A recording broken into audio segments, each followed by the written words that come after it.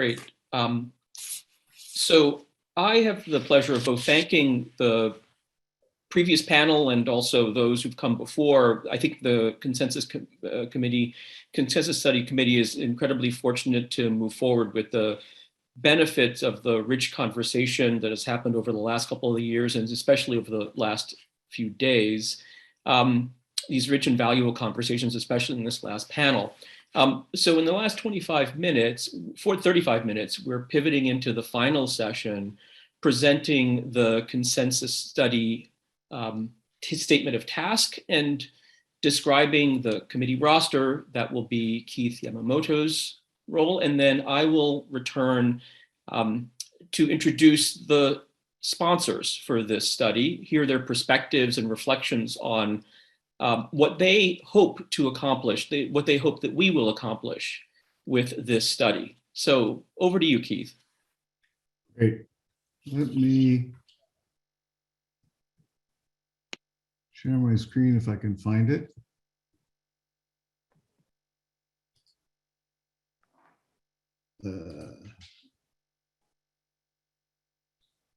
What are you seeing? Are we seeing it?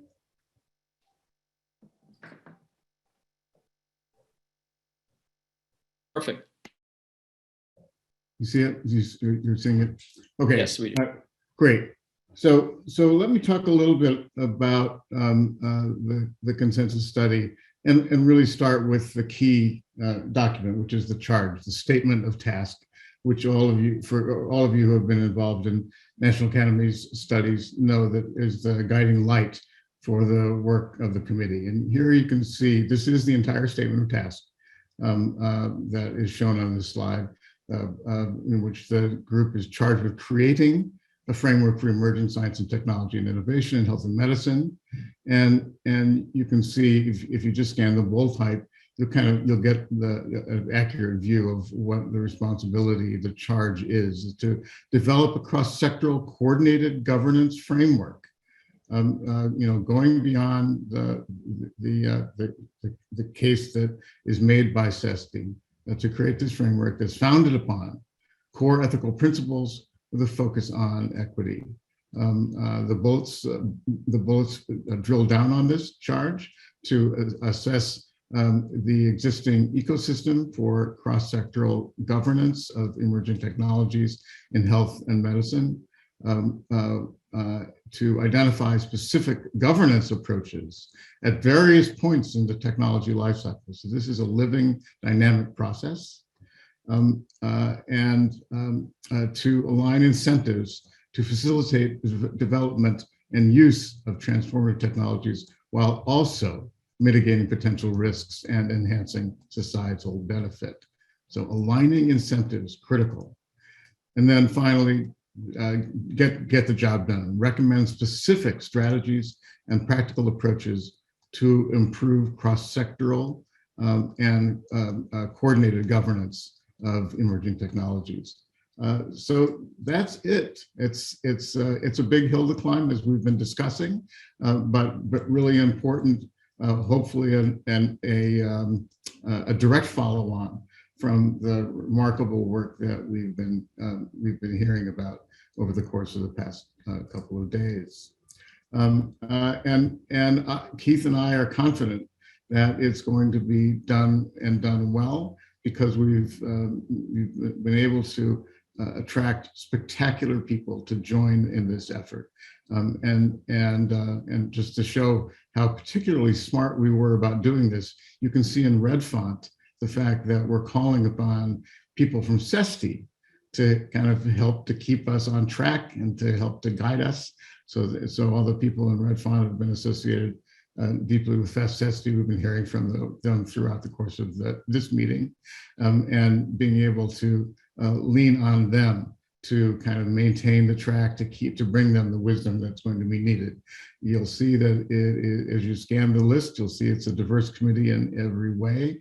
There are people from academia, from industries, large and small, from government, that will hopefully keep a cross-sector lens on the process as we work our way through.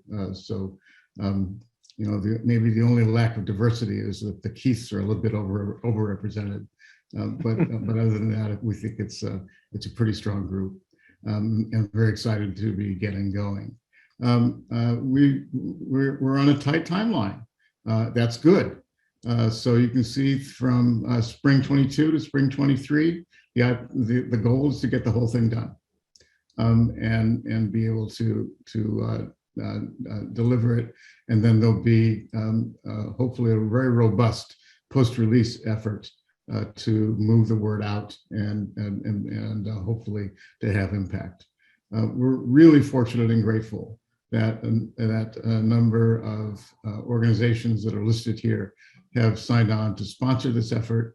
And in fact, I'm just going to hand it back to Keith Wailoo to call upon the sponsors for a bit of insight about what their aspirations are for the work of this group, and then we can grow into a broader discussion from there. So let me leave it there. Thank you, Keith. Yes, I do have the pleasure of thanking the sponsors of the consensus study, most of whom have joined us today. One of whom could not be here, so in absentia, I will thank the Schmidt Futures. We're very grateful for their support. Speaking next, and I'll just introduce them all at the same time. We have Karen Cosby speaking for the Gordon and Betty Moore Foundation.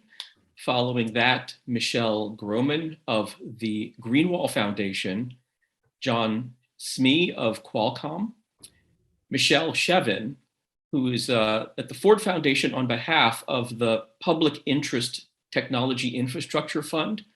And then we'll have a pre-recorded video set of remarks from Lori Melichar of the Robert Wood Johnson Foundation. Over to you, Karen. Thank you so much. I'm really grateful to have the opportunity to attend this session, and extraordinarily informative and insightful sessions over the last 2 days. The expert speakers have provided a very rich synthesis of material, and I think they've also offered some very wise guidance for the ongoing work. The Gordon and Betty Moore Foundation has been really pleased to support the CESTI working group the last 2 years. And we're very happy to continue to see it evolving into a consensus study. For those of you who may know, Gordon Moore is at his heart basically a scientist, and his passion for basic science is reflected in his family's philanthropy. You may recall that as a founder of Intel, he's known for Moore's Law that predicted the doubling of transistors on microprocessor chips every 2 years, a fact that would inevitably lead to the rapid growth of the computer industry. Reflecting on that history, it's altogether appropriate that the same might be true of other technology, that once a good idea is realized, emerging technology can take on a life of its own. But the ability to do something doesn't necessarily mean it's the right thing to do. Emerging technology carries risk and responsibility. The National Academies has embraced that responsibility.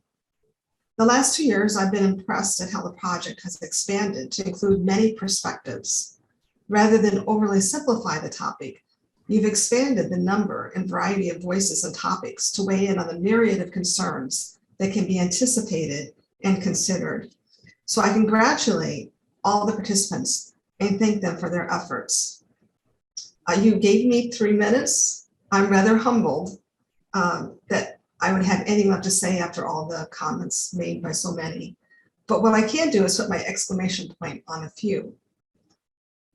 As we've heard over the last 2 days, the work to develop a framework to govern emerging technology is really not new.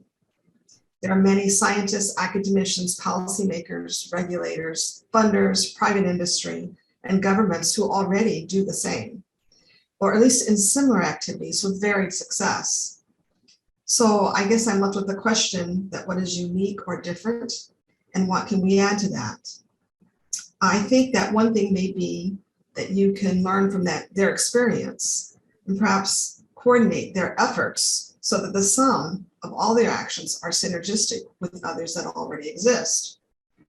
And perhaps maybe find the gaps that are not yet filled and what unique value you can add to that.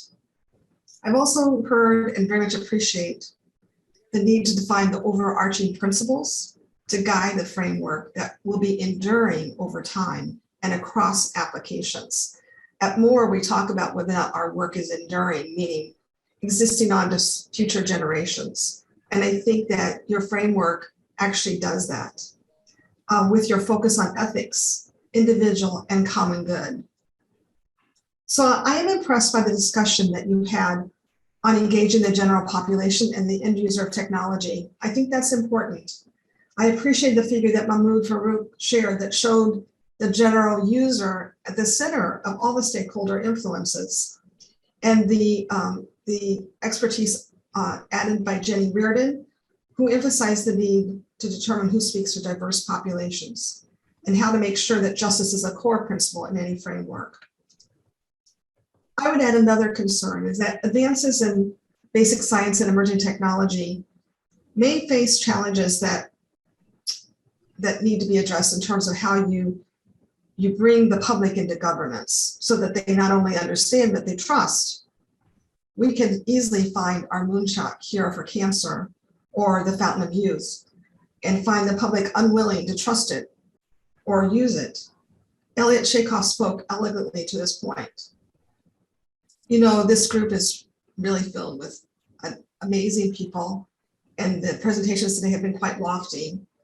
But I would also be cautious not to avoid the mundane, that the very basic things that you can take for granted sometimes, or decide who's responsible, accountable, who has the authority to speak, and what are the implementation barriers. Unless you address those, you may fail to achieve all that you can. And the final thing that I take home personally is the message from David Winikoff, that philanthropy should be responsible too, to enforce ethical principles in our grant making and all we do. And I will take that message personally to heart and share it with my colleagues. So lastly, I want to thank everyone for all of their incredible insight and the hard work. I feel privileged to listen to this today and very grateful for the work that will go on. Thank you so much for those remarks. Deeply appreciative. Michelle Groman. Thank you, and thanks so much for the opportunity to share with you for a few minutes today. I'll just start by saying the Greenwall Foundation is incredibly pleased to sponsor this consensus study on creating a framework for emerging science, technology, and innovation in health and medicine. Our vision at the Foundation is to make bioethics integral to decisions in healthcare policy and research. The forward-looking nature of this study, developing a coordinated governance framework anchored in core ethical principles, firmly aligns with that vision. It is promising to see ethics integrated into this governance work from the outset. I hope that ethics is a mainstay at the table for this and future committees' discussions at the National Academies as policy recommendations take shape. The committee's work further aligns with the Greenwall Foundation's strategic priorities, which are first, shaping and supporting a broad, inclusive bioethics, and second, increasing bioethics impact on policymaking. We are excited to support this diverse and multidisciplinary group of experts in their work to build a governance framework for emerging technologies in health and medicine.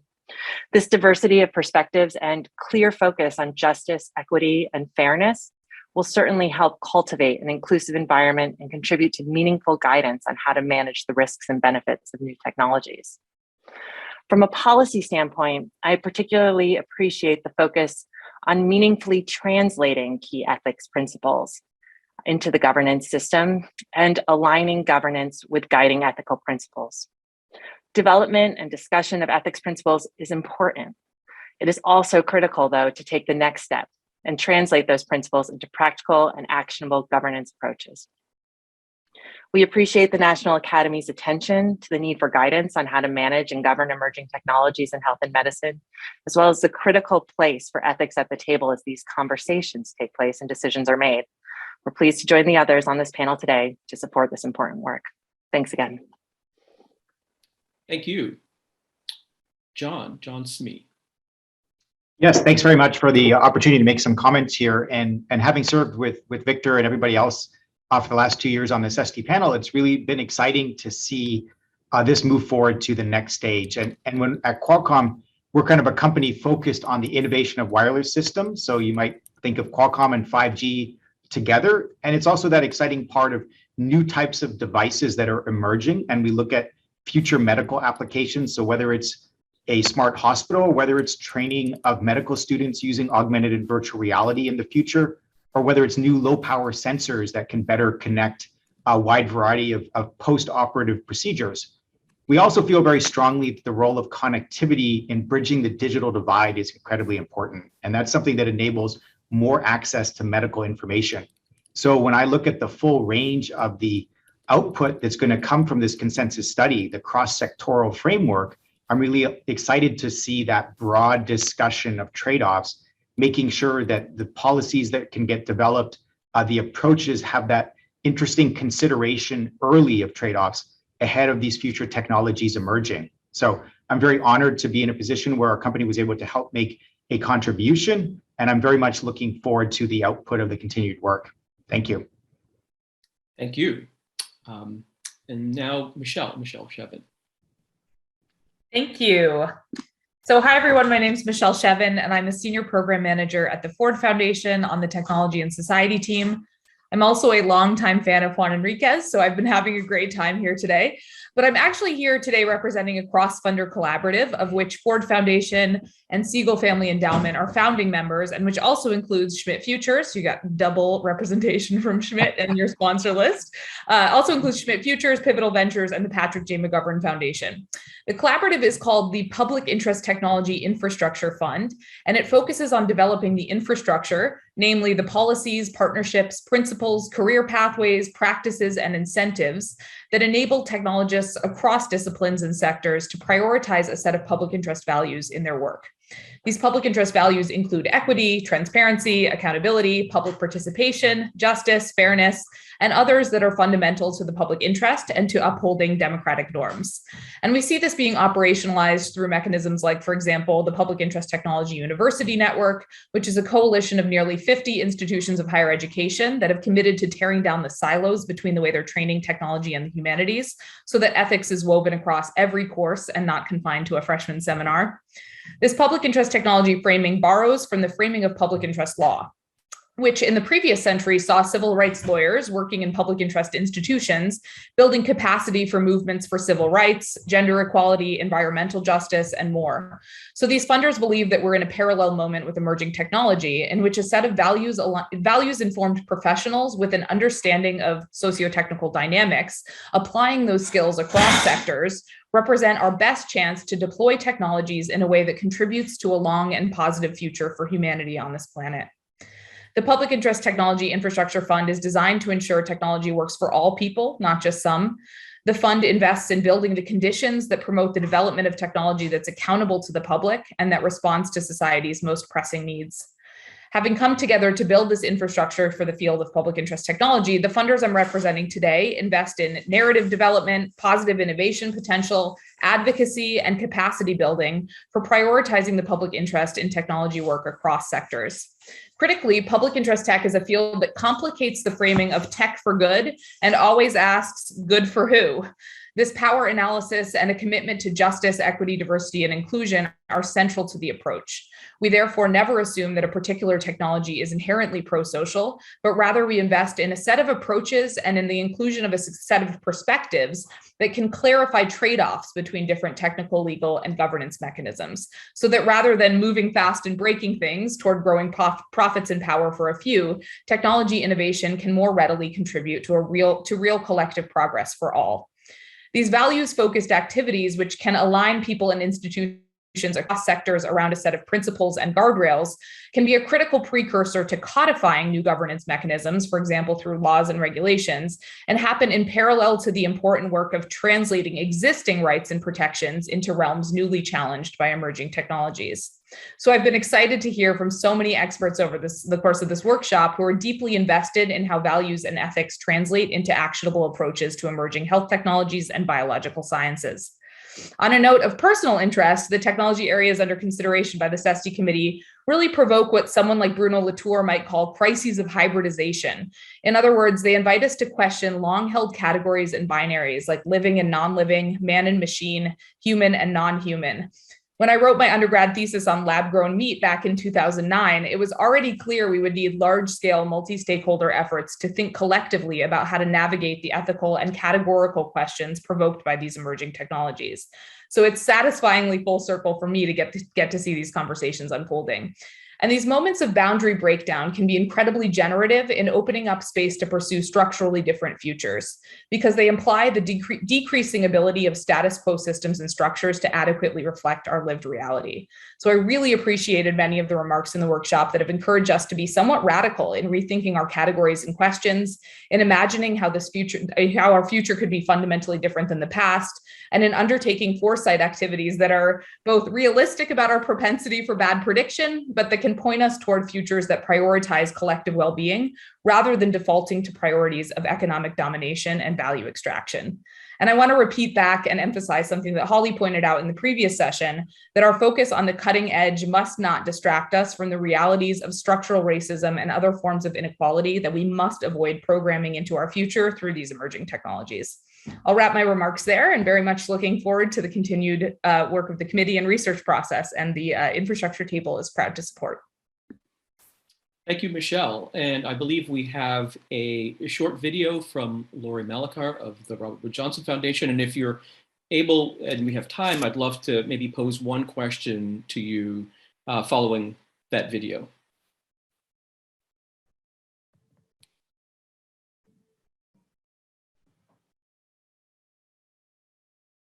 Hi, I'm Lori Melichar from the Robert Wood Johnson Foundation. The Robert Wood Johnson Foundation is committed to working alongside others with respect, inclusion, and intentionality to build a culture of health that provides everyone with a fair and just opportunity for well-being. To do this work, we must focus on urgent health priorities, evidence-based strategies, and seek to achieve measurable progress towards actionable goals. We must also take a long-term approach to change, because most, if not all, of the challenges we face, including and especially the challenges wrought by hundreds of years of structural racism, may take at least another generation to surmount. Within the Robert Wood Johnson Foundation, I direct a team charged with helping to anticipate, adapt to, and influence the future. We work to understand whether and how emerging trends, new technologies, and our evolving culture will bring us closer to or further from an equitable future. The Pioneering Ideas for an Equitable Future team seeks to identify emerging trends and cutting-edge ideas, and to understand what these might mean for health equity in the future. We look for opportunities to shift trajectories of trends where possible, harnessing trends that promote health equity and mitigating harms from trends that threaten to increase inequity. We strive to do this in a systematic way, and we see this effort of the Committee on Emerging Science and Technology Innovation as crucial to identifying and addressing these opportunities in medicine. I was inspired recently by a podcast interview with C. Brandon Ogbuno, a scientist who does research at the intersection of evolutionary biology, genetics, and epidemiology, who was speaking about Afrofuturism as a tech platform. He said, "The tech industry as a whole has blind spots. They don't understand what it means for somebody not to have access to things. And so that's where, as an Afrofuturist in tech, the conversation about who gets access and who gets left behind is on the blueprint page with the circuitry flat out." We at the Robert Wood Johnson Foundation are aligned with the CESTI committee's assessment that not all communities are able to access cutting-edge technologies, and many communities are disproportionately subject to their harms.